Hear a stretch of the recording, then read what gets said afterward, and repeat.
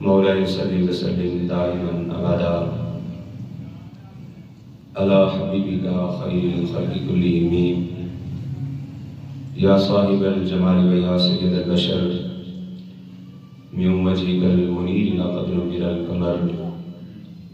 لا يمكن الثناء كما كان حقه بعد از خدا بزرگ توئی قصہ مختصر بندہ پروردگارم امت احمد نبی بندہ پروردگارم امت احمد نبی دوست دار چار یارم تابع اولاد علی مذہب حنفیہ دارم ملت حضرت خلیل خاک پائے غوث اعظم زیر سایہ ہر ولی علو العلا بکمالہ کشف الدجا بجمالہ حسنت جمیع خصالہ صلو علیہ وآلہ۔ بعد از حمد و ثنا مالک کونین و درود و سلام تاجدار انبیاء احمد مجتبی حضرت محمد مصطفیٰ صلی اللہ علیہ وسلم،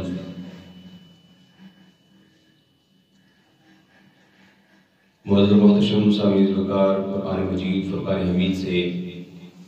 ایک آیت مقدسہ مطہرہ منورہ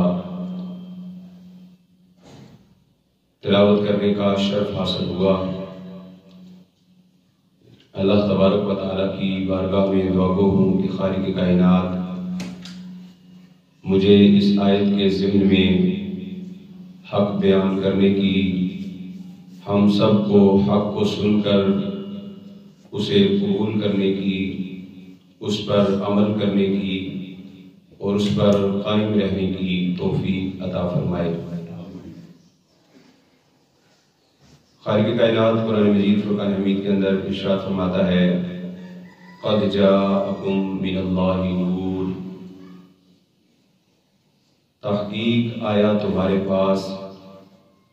ایک شانوں والا عظمتوں والا نور۔ آقا کریم صلی اللہ علیہ وسلم کی نورانیت کے حوالے سے اور حضور کی بشریت کے حوالے سے امت کے اندر اختلاف پایا جاتا ہے۔ اللہ تبارک و تعالیٰ کا کرم ہے کہ ہم اس طبقے اس نظریہ و فکر سے تعلق رکھنے والے ہیں جن کو اللہ تبارک و تعالیٰ نے آقا کریم صلی اللہ علیہ وسلم کی سچی محبت عطا فرمائی ہے۔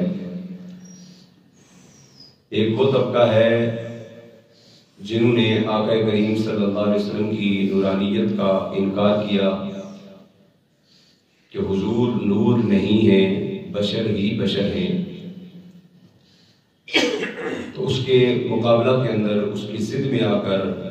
ہمارے کچھ سنی بھائیوں نے گویا نہلے پہ دہلا مارتے ہوئے کہا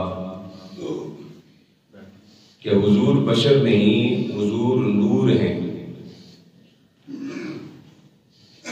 انہوں نے کہا تھا کہ حضور بشر ہی بشر ہیں، تو انہوں نے ضد میں آ کر کہہ دیا کہ حضور نور ہی نور ہیں۔ ہمارا نہ یہ نظریہ ہے اور نہ ہی یہ نظریہ ہے، نہ ہم آقا کریم صلی اللہ علیہ وسلم کو صرف نور مانتے ہیں اور نہ ہی ہم آقا کریم صلی اللہ علیہ وسلم کو صرف بشر مانتے ہیں، بلکہ قرآن و حدیث کے دلائل وافر مقدار میں اس بات پر موجود ہیں۔ اہل سنت کا جو صحیح عقیدہ ہے، ہم آقا کریم صلی اللہ علیہ وسلم کو نور بھی مانتے ہیں اور بشر بھی مانتے ہیں۔ ہمارا ہی والا عقیدہ نہیں کہ نور ہی نور ہیں یا بشر ہی بشر ہیں، بلکہ بھی والا عقیدہ ہے کہ ہم حضور کو نور بھی مانتے ہیں اور بشر بھی مانتے ہیں۔ نہ ہم آقا کریم صلی اللہ علیہ وسلم کی نورانیت کے منکر ہیں اور نہ حضور صلی اللہ علیہ وسلم کی بشریت کے منکر ہیں، مگر جو منکر ہیں ان سے ہم کہہ دینا چاہتے ہیں کہ کان کھول کے سن لو کہ ہم حضور کو نور بھی مانتے ہیں اور بشر بھی مانتے ہیں، لیکن نور بھی بے مثال مانتے ہیں اور بشر بھی بے مثال مانتے ہیں۔ بے مثل اور بے مثال نور ہیں اور بے مثل اور بے مثال بشر ہیں۔ آقا کریم صلی اللہ علیہ وسلم کی نورانیت کے حوالے سے جو لوگ اعتراض کرتے ہیں وہ ان کے پاس ایک عقلی دلیل ہوتی ہے کہ جی آقا کریم صلی اللہ علیہ وسلم اگر نور ہوتے تو میدان احد میں حضور صلی اللہ علیہ وسلم کو زخم لگا، آقا کریم صلی اللہ علیہ وسلم کے جسم اقدس سے خون بہنا شروع ہو گیا۔ نور کی یہ شان ہے، نور کی یہ خاصیت ہوتی ہے کہ نور کے جسم کے اوپر زخم نہیں آ سکتا، زخم نہیں لگایا جا سکتا۔ اور دوسرا نور کی یہ کوالٹی اور یہ خاصیت ہوتی ہے کہ جو نور ہوتا ہے اس کے جسم سے کوئی بھی چیز مس نہیں ہو سکتی، آر پار ہو جاتی ہے۔ خون بہنے سے، زخم لگنے سے نوری جسم جو ہوتا ہے وہ پاک ہوتا ہے۔ تو آقا کریم صلی اللہ علیہ وسلم اگر نور ہوتے تو حضور کے مبارک جسم سے احد کے میدان کے اندر خون کیسے نکلا؟ اور یہ بخاری شریف کی روایات اس بات پر دلیل ہیں۔ آقا کریم صلی اللہ علیہ وسلم کو جب زخم آیا تو حضور صلی اللہ علیہ وسلم کے مبارک جسم سے خون بہنا شروع ہو گیا۔ حضرت عائشہ صدیقہ رضی اللہ تعالیٰ عنہ مرہم پٹی کر رہی ہیں، حضرت علی المرتضیٰ پانی لے کر آ رہے ہیں اور پھر خون نہیں رکتا تو روایات میں ہے کہ چٹائی چلا کر آقا کریم صلی اللہ علیہ وسلم کے مبارک اس زخم پر رکھی گئی جس سے حضور صلی اللہ علیہ وسلم کا خون روکا گیا۔ تو یہ اتنی بڑی دلیل جو ہے وہ ثابت کرتی ہے کہ آقا کریم صلی اللہ علیہ وسلم بشر ہے، یہ ان کی دلیل ہے۔ مگر وہ لوگ ایک آنکھ سے دیکھتے ہیں، دوسری آنکھ سے نہیں دیکھتے۔ تصویر کا ایک رخ تو دیکھتے ہیں مگر تصویر کا دوسرا رخ نہیں دیکھتے۔ آقا کریم صلی اللہ علیہ وسلم کو میدان احد میں زخم لگا تو انہوں نے کہہ دیا کہ حضور اگر نور ہوتے تو حضور کے مبارک جسم کو زخم نہ آتا، خون نہ بہتا۔ لہذا زخم کا آنا اور خون کا بہنا یہ اس بات پر دلیل ہے کہ آقا کریم صلی اللہ علیہ وسلم بشر ہیں۔ تو ہم نے کہا تم نے ایک آنکھ کھولی ہے، اپنی دوسری آنکھ بھی کھولو اور ذرا غور سے تاریخ اور سیرت کا مطالعہ کرو۔ ایک طرف تم آقا کریم صلی اللہ علیہ وسلم کے احد کے میدان پر زخم لگنے کو دیکھتے ہوئے بشریت پر دلیل لیتے ہو، تو ذرا معراج کی رات بھی دیکھو کہ آقا کریم صلی اللہ علیہ وسلم کو معراج کے لیے لے جایا جا رہا ہے اور حضور صلی اللہ علیہ وسلم کے سینے کو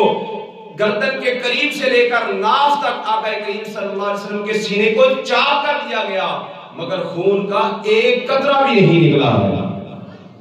آقا کریم صلی اللہ علیہ وسلم کے احد کے میدان کے اندر خون نکلنا اگر حضور کی بشریت کی دلیل ہے تو معراج کی رات خون کا نہ نکلنا یہ بھی کسی بات کی دلیل ہے۔ معلوم ہوا کہ احد کے میدان میں جو حضور کا خون نکلا ہے وہ حضور کی عظیم بشریت پر دلالت کرتا ہے، اور معراج کی رات جو آقا کریم صلی اللہ علیہ وسلم کا جسم کٹا، ایک بھی خون کا قطرہ نہیں نکلا، یہ عظیم الشان نور ہونے پر دلالت کرتا ہے۔ اللہ تبارک و تعالیٰ نے اپنے محبوب کو یہ عظمت اور یہ شان عطا فرمائی ہے، اور منکر آج اعتراض کرتا ہے، اس کا کام ہی اعتراض کرنا ہے،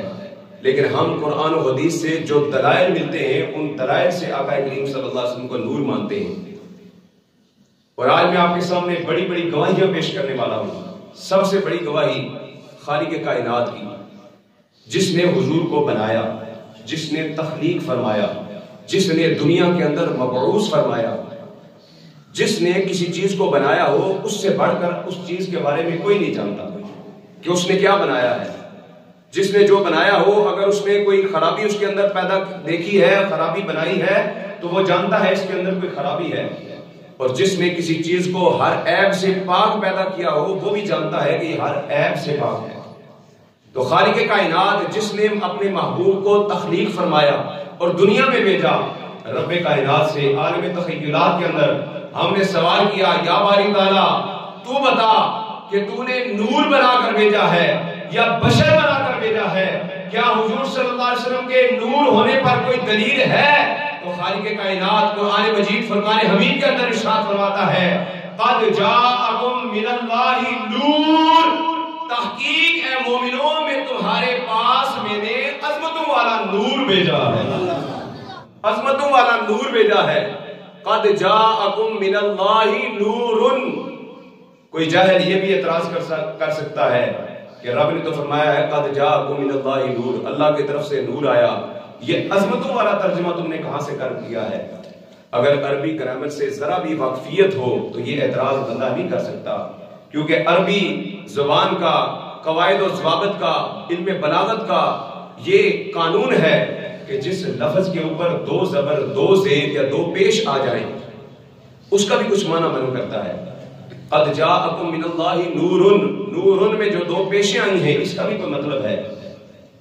اور علم بلاغت بتاتا ہے کہ جس کے اوپر دو زبریں، دو زیریں، دو پیشیں آ جائیں یہ تنوین تعظیمی کہلاتی ہیں، اور تنوین تعظیمی کا مطلب یہ ہے کہ یہ کوئی عام نور نہیں ہے۔ رب کائنات نے فرمایا میں نے عظمتوں والا نور بھیجا ہے، عام نور نہیں بھیجا، عظمتوں والا نور بھیجا ہے، سب سے عظیم نور رب کائنات نے بھیجا ہے۔ اب رب کائنات کی گواہی سے بڑھ کر کسی کی گواہی نہیں ہو سکتی، جس نے خود آقا کریم صلی اللہ علیہ وسلم کو بنایا ہے اور بنا کر دنیا کے اندر مبعوث فرمایا ہے، یہ رب کائنات کی گواہی ہے۔ اور آقا کریم صلی اللہ علیہ وسلم کی نورانیت پر رب کی اتنی بڑی دلیل کے باوجود بعض لوگ اڑ جاتے ہیں، کہتے ہیں جی یہاں پر نور سے مراد حضور نہیں ہے، یہ جو لفظ رب نے فرمایا قد جاءکم من اللہ نور، تمہارے پاس عظمتوں والا نور آیا، اس سے مراد حضور کی ذات نہیں ہے۔ تو قرآن مجید فرقان حمید کے اندر جتنی بھی آیات ہیں ان کے اندر اگر کسی کو دلیل لینی ہوگی، اگر کسی کی رائے لینی ہوگی تو ان لوگوں کی رائے لینی ہوگی جو قرآن مجید کا سب سے زیادہ علم رکھنے والے ہیں، اور قرآن مجید کا سب سے زیادہ علم کائنات کے اندر رب کائنات نے جن لوگوں کو عطا کیا ہے ان کو مفسرین کہا جاتا ہے، جنہوں نے قرآن مجید کی بڑی بڑی تفسیریں لکھی ہیں، شروحات لکھی ہیں، رب کائنات نے سب سے زیادہ ان کو علم عطا کیا ہے۔ اب مفسرین سے پوچھتے ہیں آپ بتائیے کہ قد جاءکم من اللہ نور سے مراد، یہاں نور سے مراد کیا حضور ہی ہے یا کوئی اور ہے؟ تو امام فخر الدین رازی رحمۃ اللہ تعالی آپ اس آیہ مبارکہ کی تفسیر میں لکھتے ہیں قد جاءکم من اللہ نور سے مراد حضور کی ذات ہے، آقا کریم صلی اللہ علیہ وسلم کی ذات ہے۔ اور امام جلال الدین سیوطی رحمۃ اللہ تعالی علیہ آپ بھی فرماتے ہیں کہ اس سے مراد حضور کی ذات ہے۔ حضرت مولانا اسماعیل حقی رحمۃ اللہ تعالی علیہ انہوں نے بھی لکھا ہے اس نور سے مراد حضور کی ذات ہے، اور علامہ محمود آلوسی رحمۃ اللہ تعالی علیہ مفسر قرآن انہوں نے بھی لکھا حضور کی ذات ہے، بلکہ حضرت علامہ محمود آلوسی رحمۃ اللہ تعالی علیہ نے تو اس سے بڑھ کر بات کر دی، آپ نے فرمایا نور الانوار و نبی المختار، فرمایا یہ صرف نور نہیں ہے بلکہ جس نبی کو رب کائنات نے یہاں پر نور کہا ہے وہ خود نور نہیں بلکہ ساری کائنات میں جتنے بھی نور بڑھتے ہیں وہ اسی نبی کے نور کے صدقے سے بڑھ رہے ہیں۔ ہے جہاں میں جن کی چمک دمک، ہے چمن میں جن کی چہل پہل، وہی ایک مدینے کا چاند ہے، سب انہی کے دم کی بہار ہے۔ رب کائنات نے جتنے بھی نور کائنات میں عطا فرمائے ہیں وہ حضور کے صدقے سے ملے ہیں، حضور کے صدقے سے پہلے ہیں۔ یہ تو رب کائنات کی سب سے بڑی گواہی ہوگی۔ اب اس کی گواہی لیتے ہیں جس نے آقا کریم صلی اللہ علیہ وسلم کو جنم دیا، وہ عظیم ماں، وہ عظیم ماں سیدہ طیبہ طاہرہ مومنہ موحدہ سیدہ آمنہ رضی اللہ تعالی۔ بلند آواز سے کہنا سبحان اللہ۔ ہم الحمدللہ ان لوگوں میں سے ہیں کہ جو حضور صلی اللہ علیہ وسلم کی نسبت والی ہر چیز سے محبت کرتے ہیں۔ آج بدبختی کی انتہا دیکھیے کہ ایسے لوگ بھی ہیں جو آج بھی اس بحث میں پڑے ہوئے ہیں کہ حضور کے والدین مومن بھی تھے یا نہیں تھے، بلکہ بعض لوگوں نے اپنے فتح وجات اپنی کتابوں کے اندر یہاں تک لکھ دیا کہ نعوذ باللہ حضور صلی اللہ علیہ وسلم کے والدین کا انتقال چونکہ زمانہ کفر میں ہوا ہے لہذا وہ کافر مرے. استغفر اللہ. تو زمانہ کفر کے اندر مرنا یہ اس بات کی دلیل نہیں ہے کہ وہ کافر تھے، کیونکہ جو زمانہ فطرت ہوتا ہے اس میں جو اللہ تبارک و تعالیٰ کی توحید پر اقرار رکھتا ہو، ایمان رکھتا ہو، وہ مسلمان ہوتا ہے. اور کسی بھی حدیث سے کسی بھی دلیل سے یہ ثابت نہیں کر سکتے کہ آقا کریم صلی اللہ علیہ وسلم کے والدین میں سے کسی نے بھی بت کے سامنے سجدہ کیا ہو، کبھی بھی زندگی میں شرک کیا ہو. اور آقا کریم صلی اللہ علیہ وسلم جو قرآن لے کر آئے ہیں، سب سے بڑی دلیل ہمارے پاس عقلی دلیل ان کے لیے یہ ہے کہ آقا کریم صلی اللہ علیہ وسلم جو قرآن لے کر آئے اس قرآن کی عظمت یہ ہے کہ جو یہ قرآن پاک یاد کر لے، اس قرآن پاک کو اپنے ذہن میں محفوظ کر لے، حافظ قرآن بن جائے. میرے آقا نے فرمایا بروز محشر اللہ تبارک و تعالی حافظ قرآن کے والدین کو ایسا نورانی تاج عطا فرمائے گا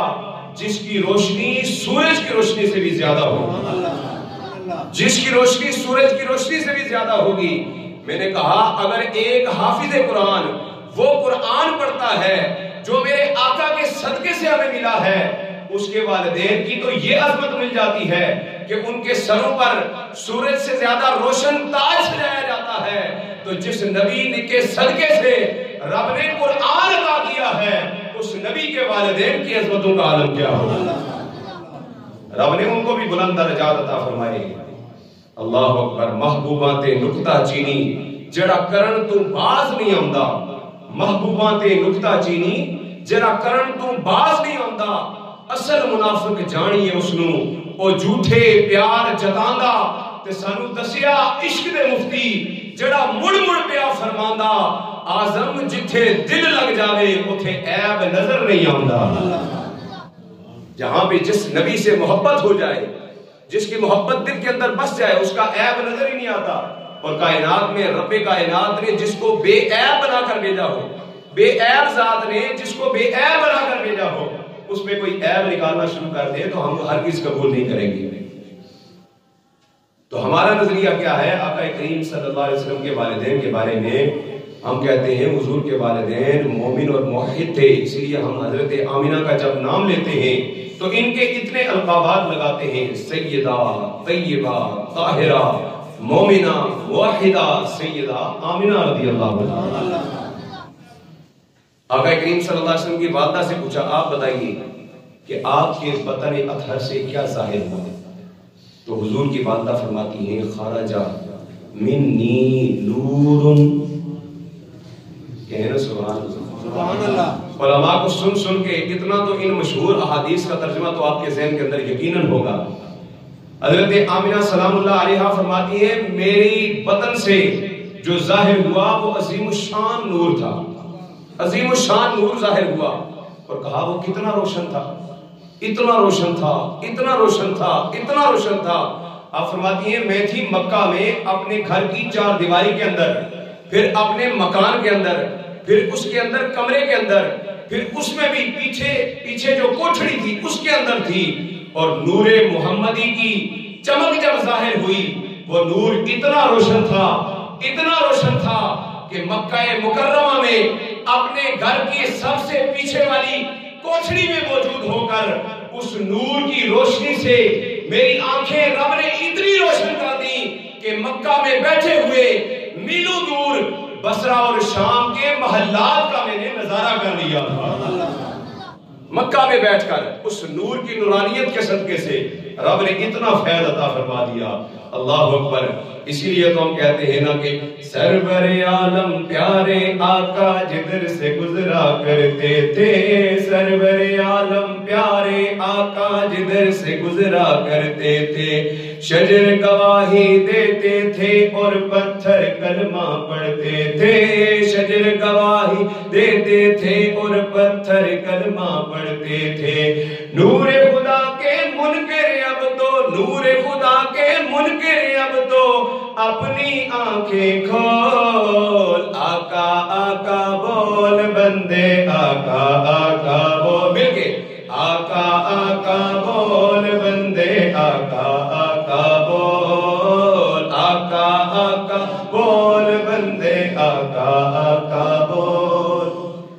آقا کریم صلی اللہ علیہ وسلم کی والدہ نے یہ بتا دیا کہ میرے بطن اطہر سے نور نکلا ہے، انہوں نے بتایا اور ہم نے مان لیا۔ اب آقا کریم صلی اللہ علیہ وسلم جو سارے سچوں کے سچے ہیں،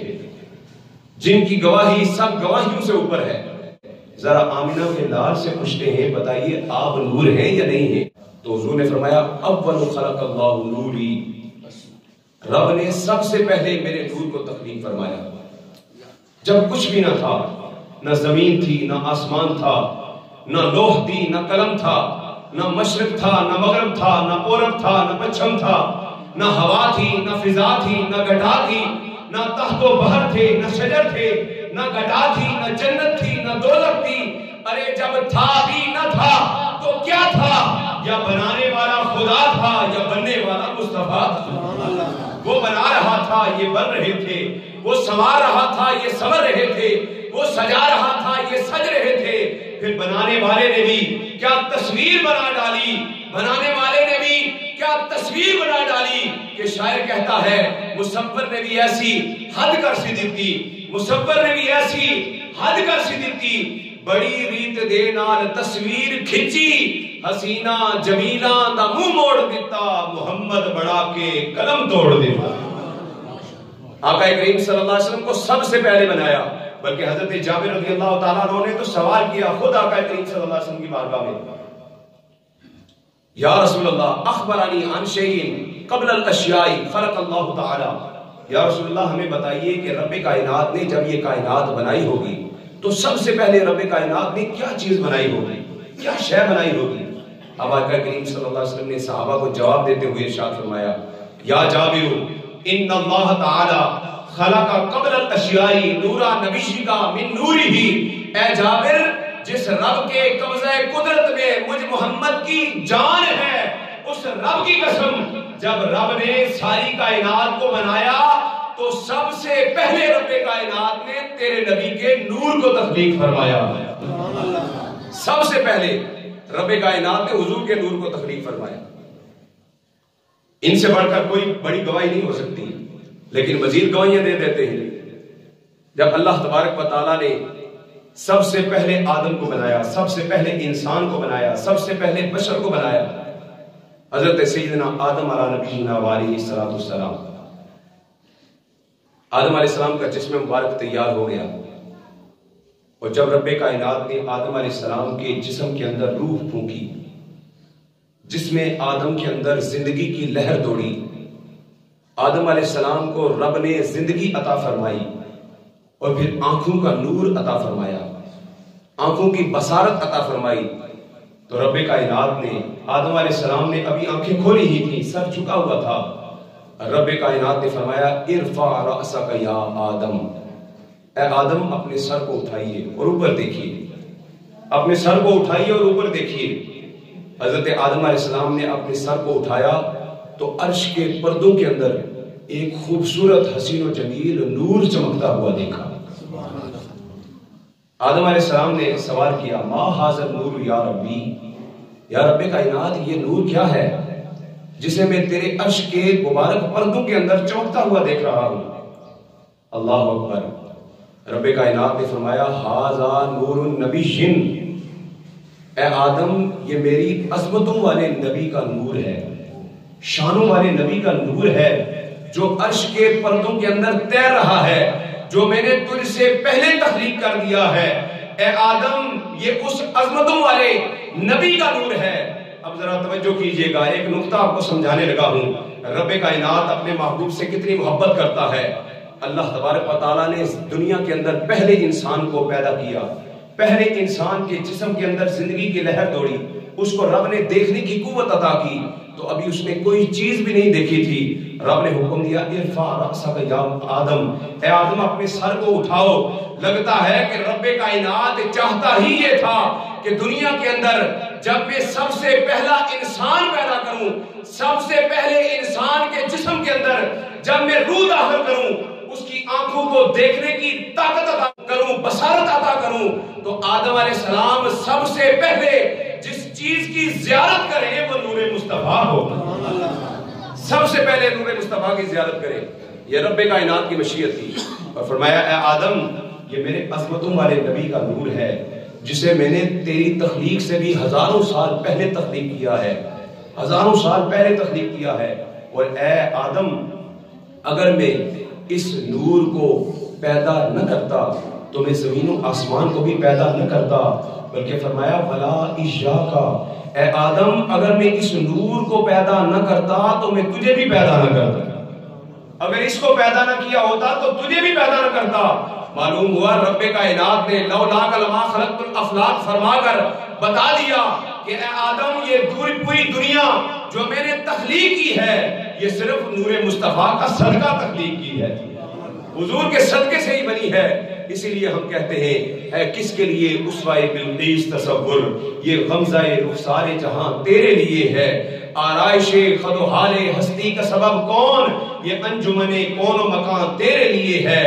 آرائش خد و حال ہستی کا سبب کون، یہ انجمن کون و مکان تیرے لیے ہے۔ چشم تخیر نے یہ سوچا کہ فضا میں شاداب یہ گلزار طرب تیرے لیے ہے، یہ کون ہوا باعث تخلیق دو عالم، یہ ارض و سما کیوں ہے سب تیرے لیے ہے، پیدا تیری خاطر ہوئے اطراف دو عالم، کونین کی وسعت کا فسوں تیرے لیے ہے، ہر تشت و بیاباں کی خاموشی میں تیرا راز، ہر شاخ میں زلفوں سی لٹک تیرے لیے ہے، ہر جھیل کے سینے میں سکون تیرے لیے ہے، مکہ تیرے لیے، مدینہ تیرے لیے، توقیر کا ہر ایک نگر تیرے لیے ہے، اور تجھے کیا تخلیق تو رب نے کہہ دیا اے محبوب تجھے کیا تخلیق تو رب نے کہہ دیا یہ سارا جہاں تیرے لیے تو میرے لیے ہے۔ یہ سارا جہاں تیرے لیے تو میرے لیے ہے۔ رب کائنات نے یہ ساری کائنات بنائی ہی حضور کے صدقے سے، اور فرمایا میں نے اپنے نبی کو نور بنا کے بھیجا ہے، وَنُورُ الْأَنْوَارِ وَنَبِيُّ الْمُخْتَارِ، جن کے صدقے سے رب کائنات نے ساری دنیا کی چیزوں کو نور عطا فرمایا۔ تو ہمارا نہ یہ نظریہ ہے کہ حضور صرف نور ہی نور ہے، اور نہ ہی ہمارا یہ نظریہ ہے فقط کہ حضور بشر ہی بشر ہے۔ میں نے شروع میں عرض کی کہ بعض لوگ ہٹھ درمی کے اندر آ کر حضور کی نورانیت کا انکار کرتے ہیں، کہتے ہیں کہ آقا کریم صلی اللہ علیہ وسلم نور نہیں ہے بشر ہے، اور اس کی ضد میں آ کر بعض ہمارے اہل سنت کے جو بھائی ہیں وہ ضد میں آ کر ہٹھ درمی میں آ کر کہہ دیتے ہیں جی نہیں حضور تو نور ہی نور ہے، حضور بشر ہی نہیں، حضور تو نور ہی نور ہے۔ تو ہمارا ان دونوں میں سے کوئی بھی نظریہ نہیں ہے، بلکہ ہم حضور کو نور بھی مانتے ہیں اور بشر بھی مانتے ہیں، اور نور بھی بے مثال مانتے ہیں اور بشر بھی بے مثال مانتے ہیں۔ آقا کریم صلی اللہ علیہ وسلم کی نورانیت کی نہ کوئی مثال ہے، نہ حضور کی بشریت کی مثال ہے۔ رب کائنات نے آپ کو سب سے عظیم، سب سے اعلیٰ نور بنا کر بھیجا اور سب سے اعلیٰ بشر بنا کر بھیجا ہے۔ اور حقیقت محمدی کے اعتبار سے علمی نقطہ آپ کو بتانے لگا، حقیقت محمدی کے اعتبار سے حضور نور ہے، بشر نہیں ہے۔ حقیقت محمدی کیا ہے؟ حضور نور ہے، کیونکہ بشریت کا آغاز اللہ تبارک و تعالیٰ نے آدم علیہ السلام سے فرمایا ہے، اور حضور صلی اللہ علیہ وسلم فرماتے ہیں اول خلق اللہ نوری، رب کائنات نے سب سے پہلے میرے نور کو تخلیق فرمایا۔ تو حقیقت محمدی کے اعتبار سے حضور نور ہے، اور اگر حضور کی نورانیت کا حقیقت کے اعتبار سے انکار کیا جائے تو بندہ دائرہ اسلام سے خارج ہو جاتا ہے۔ اور ہم حضور صلی اللہ علیہ وسلم کو جو نور من نور اللہ کہتے ہیں کہ حضور نور من نور اللہ ہے، اللہ کے نور میں سے ایک نور ہے، اس کا مطلب یہ ہرگز نہیں ہے کہ حضور صلی اللہ علیہ وسلم اللہ کے نور کا ٹکڑا ہے یا اللہ کے نور کا حصہ ہے، یا معاذ اللہ اللہ تبارک و تعالیٰ کا نور حضور کے جسم اقدس میں سرائیت کر گیا۔ ایسا ہمارا نظریہ اور عقیدہ نہیں ہے، بلکہ ہمارا نظریہ اور عقیدہ کیا ہے؟ حضور صلی اللہ علیہ وسلم کو جو ہم نور من نور اللہ کہتے ہیں، اس کا مطلب یہ ہے کہ اللہ تبارک و تعالیٰ کی بارگاہ سے آقا کریم صلی اللہ علیہ وسلم بغیر کسی واسطے کے فیض حاصل کرتے ہیں، اور ساری کائنات جتنی بھی ہے یہ حضور کے وسیلے سے رب سے فیض حاصل کرتی ہے۔ ساری کائنات حضور کے ذریعے سے، اور حضور کسی ذریعے سے نہیں، حضور ڈائریکٹ اللہ تبارک و تعالیٰ سے فیض حاصل کرتے ہیں۔ اس پر بھی اعتراض ہوتا ہے، ہم جو درود پڑھتے ہیں نور من نور اللہ اس میں پڑھتے ہیں تو اس پر بھی اعتراض اٹھایا جاتا ہے، اس لیے میں یہ وضاحت کر رہا ہوں۔ حضرت عیسیٰ علیہ السلام کو روح اللہ کہا جاتا ہے، یہ سب جانتے ہیں، لیکن کبھی کسی نے اعتراض نہیں کیا کہ روح اللہ کیسے ہو گئی، اللہ کی روح کیسے، یا اللہ کی روح کا حصہ کیسے، یہ روح اللہ کیسے کہہ دیا؟ تو وہاں پر کوئی مطلب اور مراد نہیں لیتا کہ نعوذ باللہ اللہ کی روح ہے یا اللہ کی روح کا حصہ ہے،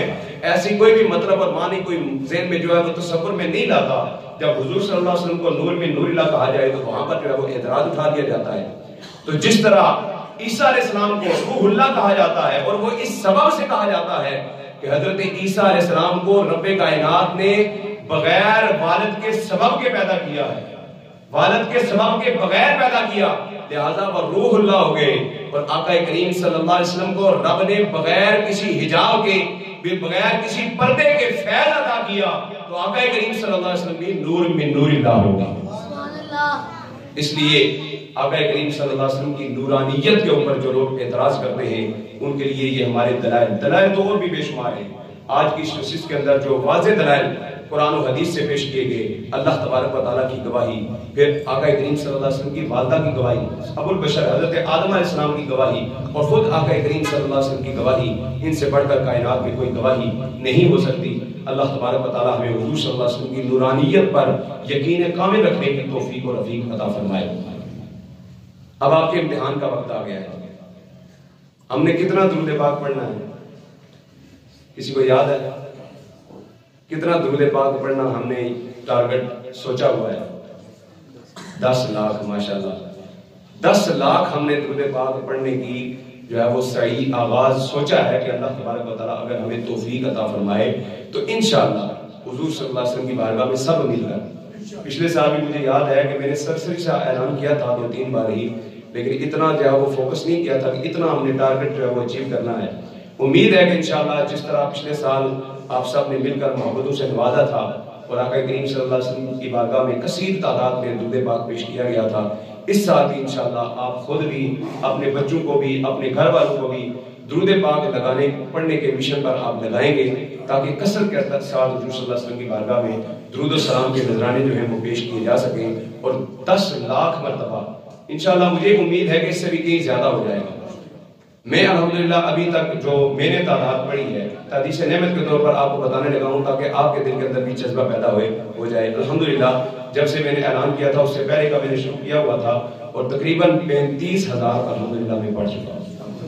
انشاءاللہ اللہ تبارک و تعالیٰ فضل فرمائے گا تو ایک بندہ جو ہے وہ بھی 1 لاکھ پڑھ سکتا ہے، کوئی زیادہ نہیں ہے، لیکن 50 ہزار بھی اگر ہم سب مل کر پڑھیں تو 10 لاکھ یا 20 لاکھ اس سے بھی زیادہ ہو سکتا ہے۔ تو اللہ تبارک و تعالیٰ ہمیں شوق و ذوق عطا فرمائے۔ یہ درود پاک ایک ایسی اللہ تبارک و تعالیٰ کی نعمت ہے رب کی طرف سے جس کے ذریعے سے دلوں کے اندر حضور کی محبت پیدا ہوتی ہے۔ اور حضرت امام زین العابدین رضی اللہ تعالیٰ عنہ سے کسی نے پوچھا تھا کہ جب 73 فرقے ہو جائیں گے، اتنے زیادہ فرقے ہو جائیں گے، تو اس وقت حق کی پہچان کیسے ہوگی؟ ہم کیسے پہچانیں گے کہ یہ طبقہ حق ہے؟ تو حضرت امام زین العابدین نے اس وقت دلیل دے کر آپ نے بتا دیا تھا کہ جو حق پر ہوگا وہ طبقہ اہل سنہ و جماعت کا ہوگا۔ اب بھی اہل سنت کے نام سے 2 طبقے آپ کو پتہ چل رہے ہیں، ایک ہے اہل سنت و جماعت اور ایک ہے اہل سنت والجماعت۔ ہم ول والے نہیں ہیں، ہم اہل سنت و جماعت ہیں۔ جب انہوں نے دیکھا کہ اہل سنت کا لیبل لوگوں کے اوپر لگا کر لوگوں کو برگلانا آسان ہے تو انہوں نے لیبل ہی یہی اوڑھ لیا، لیکن یاد رکھیں ہم اہل سنت و جماعت ہیں، اور دیسی گھی کی پہچان کو کوئی چھین نہیں سکتا، اصلی شہد کی پہچان کو کوئی چھین نہیں سکتا۔ جو حقیقت ہوتی ہے وہ حقیقت ہی ہوتی ہے، اور 1400 سال سے رب کائنات نے ہمیں وہ عقیدہ اور وہ نظریہ عطا کیا ہے کہ اللہ کے فضل سے حق اور سچ ہمارے ساتھ ہی ہے، اور حق و صداقت کی نشانی یہ ہے۔ حق و صداقت کی نشانی میں بہت بار عرض کر چکا، یہ نشانی نہیں ہے کہ کسی کے پاس علم زیادہ ہے، کسی کی تقریریں زیادہ ہیں، کسی کی کتابیں زیادہ ہیں، کسی کے مدرسے زیادہ ہیں، کسی کے ساتھ لوگ زیادہ ہیں۔ یہ حق و صداقت کی نشانی نہیں ہے، بلکہ اس دور کے اندر اگر حق کی پہچان کرنی ہے تو یہ دیکھا جائے گا کہ سب سے زیادہ اللہ کے ولی کس کے ساتھ ہیں۔ اور الحمدللہ آج تک 1400 سال سے اللہ تبارک و تعالیٰ نے سارے اولیاء اہل سنت و جماعت کو عطا کیے۔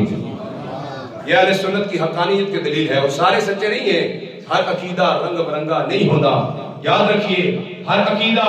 رنگ برنگا نہیں ہوتا۔ یہ بھی ٹھیک ہے وہ بھی ٹھیک ہے، اس کے پیچھے بھی نماز ہو جاتی ہے اس کے پیچھے بھی نماز ہو جاتی ہے، یہ نظریہ خبردار، یہ نظریہ مت اپنائیے۔ جو حضور کو نور نہ مانے وہ کیسے صحیح ہو سکتا ہے؟ جو حضور کو دیوار کے پیچھے کا علم نہ مانتا ہو وہ کیسے صحیح ہو سکتا ہے؟ جو یہ کہتا ہو کہ حضور کا خیال نماز میں آ جائے تو نماز باطل ہو جاتی ہے، وہ کیسے درست ہو سکتا ہے؟ ہر عقیدہ